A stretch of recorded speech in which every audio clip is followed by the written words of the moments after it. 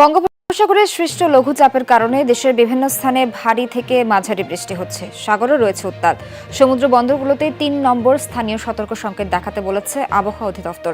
এদিকে নতুন করে বাড়ছে নদ নদীর পানি। এতে আবারও বন্যার শঙ্কা দেখা দিয়েছে দেশের উত্তর ও পূর্বাঞ্চলে। বৃহস্পতিবার পর্যন্ত সারা দেশে ভারী থেকে অতি ভারী বৃষ্টির পূর্বাভাস দিয়েছে আবহাওয়া অফিস। এ সময় সবচেয়ে বেশি বর্ষণের মুখে পড়তে পারে উত্তরাঞ্চল। বৃষ্টি অব্যাহত থাকবে সিলেটেও।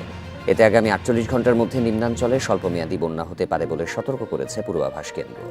অফিস বলছে আগামী বুধ বৃহস্পতিবার পর্যন্ত এই ভারী বর্ষণ অব্যাহত থাকবে। এতে চট্টগ্রাম অঞ্চলে রয়েছে পাহাড় ধসের আশঙ্কা। এদিকে ভারী বৃষ্টিতে আবারও বেড়েছে সুরমা কুশিয়ারার পানি। আগামী ৪৮ ঘন্টার মধ্যে সিলেটের নিম্নাঞ্চলে স্বল্পমেয়াদী বন্যার শঙ্কা করছে পূর্বাভাস কেন্দ্র। আগামী কয়েকদিন সিলেট ও আসাম মেঘালয়ে বৃষ্টি হবে। পাশাপাশি অতি ভারী বর্ষণের কবলে পড়তে পারে দেশের উত্তরাঞ্চল।